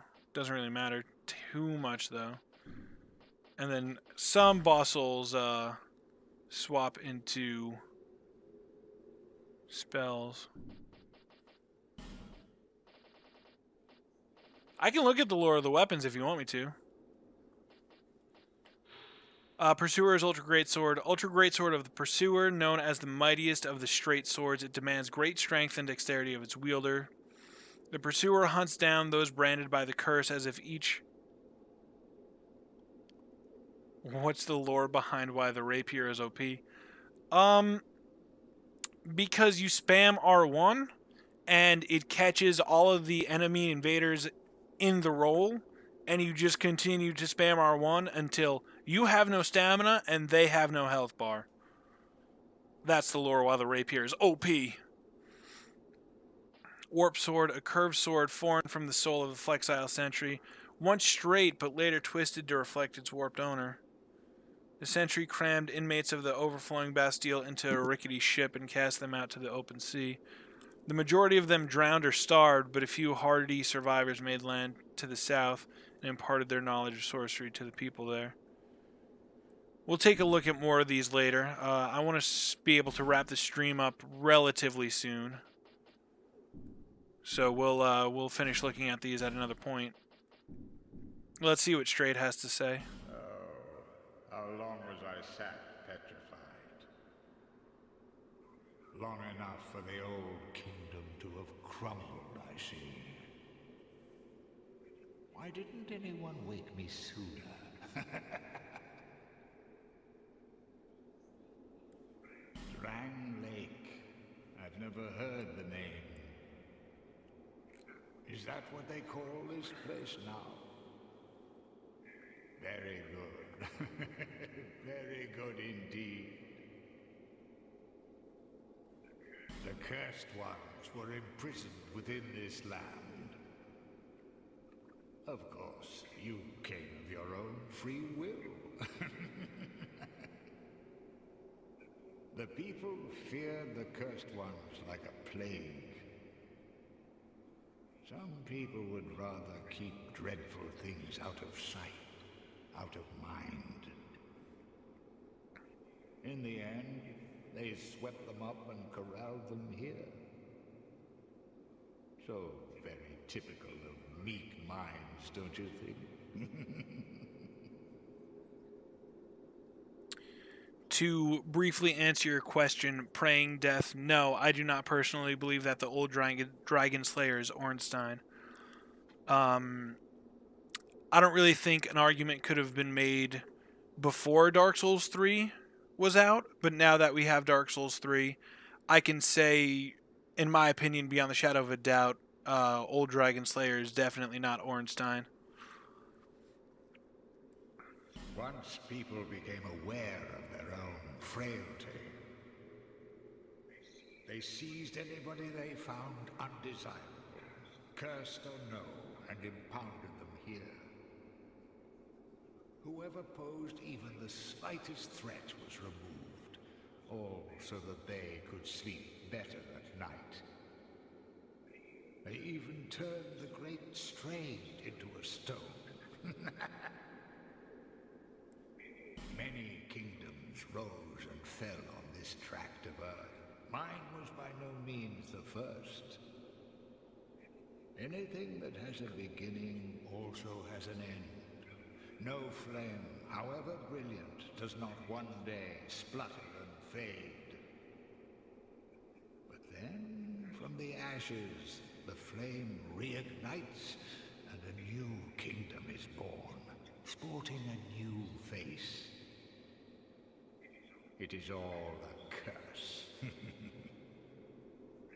And it is your cursed flesh that will inherit the flame. Pyromancy was created by the ancient witch of fire. She harnessed the power of flame and melded it into pyromancy. The witch led her daughters into war against the Old Ones. But legends are legends. What are you prepared to believe? The witch led her daughters into war against the Old Ones. Praying Death, to follow up on your question, what else could he be? I'm going to come back to that in just 1 second, so hang on. Oh, how long was I sat petrified? Long enough for the old... Okay, that's all Straight has to say. I'm going to pull up the Old Dragon Slayer's soul real quick. Soul of the Old Dragon Slayer. The Old Dragon Slayer is reminiscent of a certain knight that appears in old legends. Use the special soul of the old Dragon Slayer to acquire numerous souls or to create something of great worth. The old Dragon Slayer is reminiscent of a certain knight that appears in old legends. It's deliberately written so that I can go either way, say, oh, it is Ornstein or it isn't Ornstein. And I think at the time of Dark Souls 2, there could be an argument made for or against it. As far as what we know with Dark Souls 3, I don't believe it is supposed to be Ornstein. Who else could he be? An imitator, an imposter, somebody who designed armor similar to that of Ornstein's. As far as him dropping the Leo ring, the beloved ring of a dragon-slaying knight strengthens thrust weapon counterattacks. After many years of use, the ring's face is worn down, but close inspection reveals an engraved lion.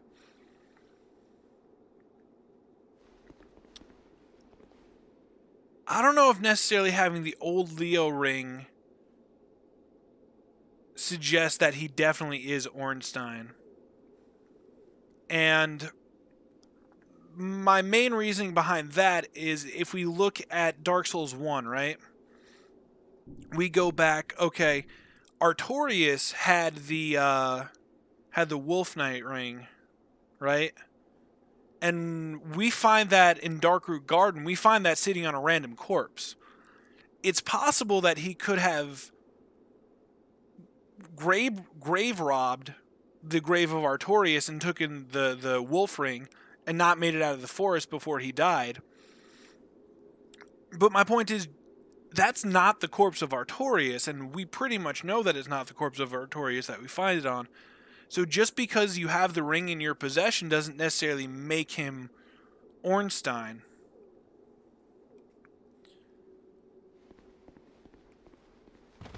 Get out of the way, Strayed. What is even? I'm too fat to fit through the door. There we go. Alright. So, an obsessed fan of Ornstein, basically somebody who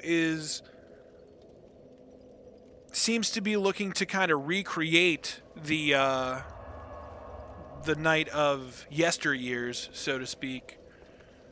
Somebody who perhaps is really enthralled by the story of Ornstein. I believe that it's more likely an imitator rather than Ornstein himself. There are other decent arguments that can be made for the case that the old Dragon Slayer is Ornstein. Do you think Drangleic is where Lordran was? I was actually just talking about this when I was looking at the lore for... Let me pull it back up. The Lingering Dragon Crest Ring. A ring used long, long ago in a land that existed where Drangleic does now.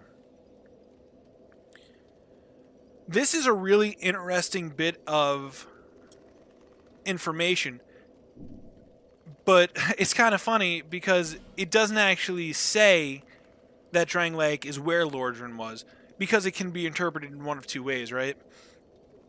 Either a ring used long, long ago in a land that existed where Drangleic does now.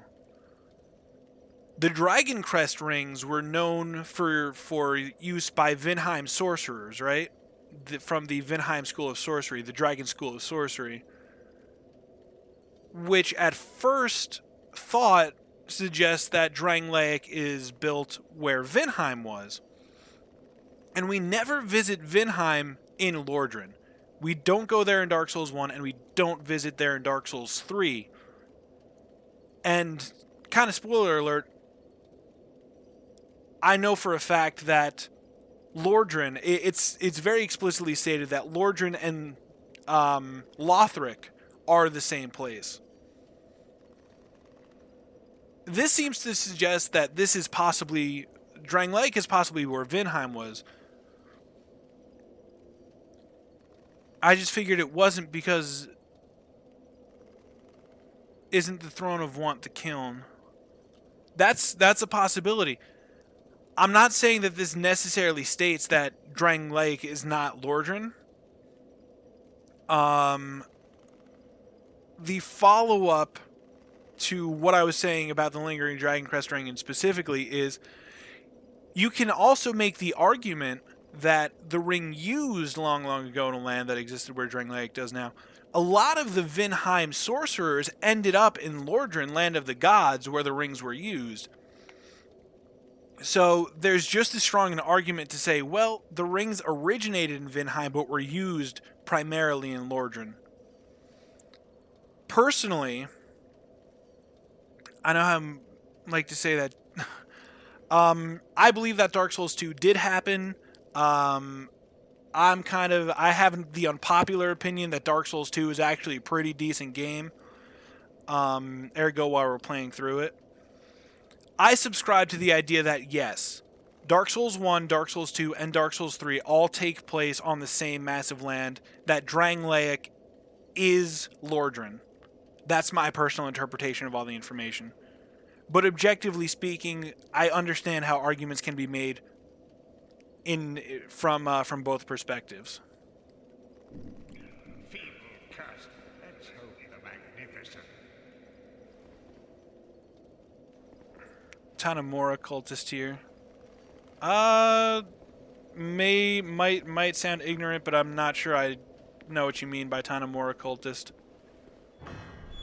Sorry, Praying Death. I don't want to sound like an idiot, but I probably already do, so. Alright, let's, we're just gonna go ahead and push forward to Sinner's Rise here. And then that's probably where I'm gonna call the stream for the night.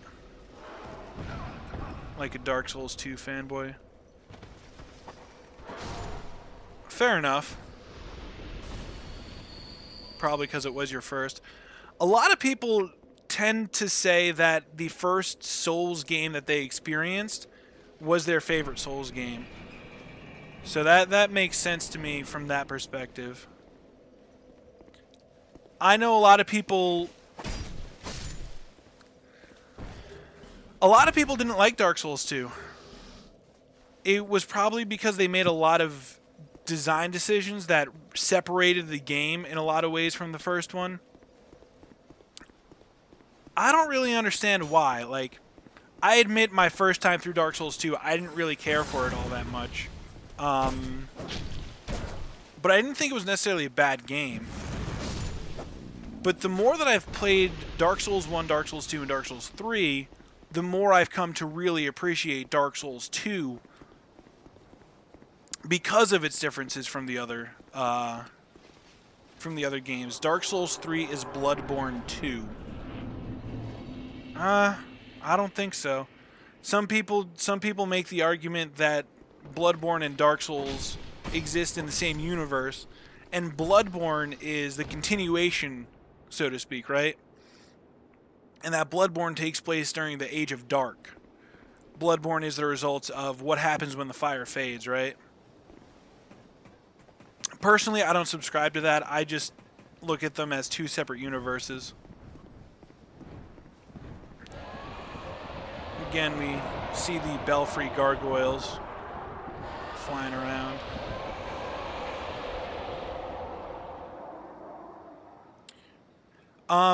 But yeah, until there's like hard evidence, like Miyazaki coming out and saying that they take place in the same universe.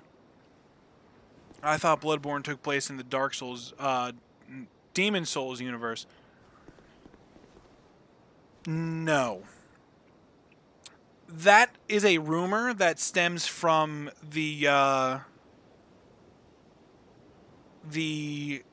very early stages of the game, when the game was first available to play at I want to say either like Gamescom or E3. It was a very, very early alpha stage of the game.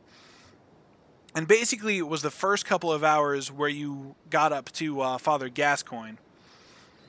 And this rumor stems from the Father Gascoigne fight. After Father Gascoigne defeated you in this early alpha stage of the game, he had a line of dialogue. The specific line of dialogue was Basa, which is part of the prayers in Demon Souls, in the Demon Souls world. Because it was cut, because it was taken out of the game, doesn't necessarily mean that it's supposed to take place in the Demon Souls universe. Kind of like in the same way that Andre of Astora in Dark Souls 1 was originally written to be a descendant of Gwyn. That's cut content in Dark Souls 1. Does it make Andre of Astora story lore-wise the descendant of Gwyn? No. No, it does not, because it was cut content. It was removed from the story. So that's where that rumor kind of comes from. But because it was cut content from the game, because it never made it into the final finished product of the game, it's not a real necessary argument, or a real argument necessarily. I'm going to turn back to Majula real quick. And go ahead, spend these 23,000 souls, and go ahead and wrap up the stream for tonight. Yeah, that's where the speculation that Bloodborne and Demon Souls were in the same universe came from. But like I said, it's cut content. They removed it from the game very, very early in the build. And I will say this, I believe if they did keep it in the game, if anything, it would be more of an Easter egg type deal. Like how the Moonlight Greatsword exists in every single Souls game, right? It doesn't necessarily link all of the Souls world together saying, oh, Demon Souls, Dark Souls 1, Dark Souls 2, Dark Souls 3, and Bloodborne all exist in the same universe because they have the Moonlight Greatsword. There are 3 different iterations of the weapon that all look similar, but all have different lore. I think Aldia is probably the most interesting character in the series lore-wise. Thank you. I actually agree with you largely there. Aldia is a very interesting character. Mostly because he takes a lot of the lore that was implied in Dark Souls 1 and Dark Souls 2 before he was added in Scholar of the First Sin, and kind of flips it on its head. And he doesn't explicitly tell us what is right and what is wrong, but he basically says that what you think you know is probably incorrect. So he's definitely a very interesting character. By far one of my favorite in the entire series. We'll be getting to Aldia soon.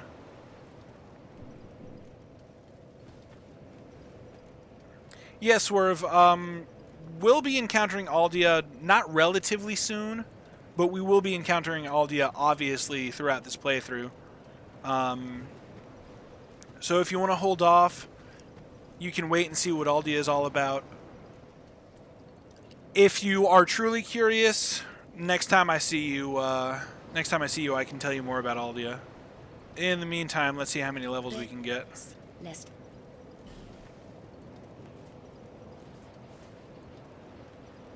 We can get 3. Alright, I think we're just going to bring our faith up to 16. Start pushing that fire and dark bonus up a little bit higher. And we need to get our faith and intellect up to 20 so we get the gear from Falcon the Banished. Let me look. I think I'm going to use some souls to actually bring up my short bow. Do you think Aldia was involved in the events of Dark Souls 3? I don't know if Aldia was involved directly. I haven't done a real total Tarian lore through of Dark Souls 3. That is on my to-do list. I have played through the game. I've done the DLCs. I've done the Ring City. But to say with absolute certainty that Aldia was involved in the events of Dark Souls 3, I don't know. But I do think that his line of thinking, his school of thought, the ideas that he conceptualized played a very important part in Dark Souls 3. As far as Aldia being having any direct involvement in Dark Souls 3, I don't know. I don't have an answer for you, honestly.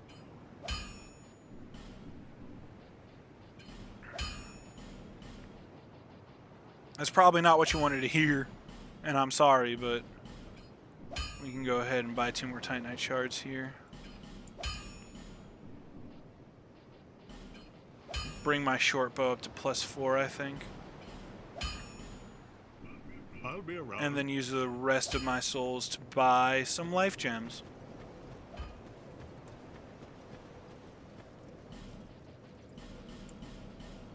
Thank you. Before I go, first off, thank you everyone for watching tonight. I always love being able to sit down, stream, have these thought-provoking, that are thought-provoking to me, these really interesting conversations about the lore of the games. That's exactly why I'm doing this sort of thing. Praying Death, thank you for your questions. Thanks you for sharing your thoughts and provoking a lot of this discussion at the end of the stream. Would love to see you back on the channel. I stream pretty much every single day from 11 p.m. Eastern for approximately 2 hours, sometimes longer, sometimes less, depends on how I feel, really. Below the stream, you can find all my social media links down there. He dropped a follow. Thank you. Have a good night, everybody. I will see you. I might not stream tomorrow. Follow the Facebook. I will let you know via Facebook if I will be streaming tomorrow night. Otherwise, I hope everybody has a good night. Stay safe. And come up with more questions for me. I like thinking about this. It's exactly why I'm doing this, this Let's Play. Have a good night, everybody.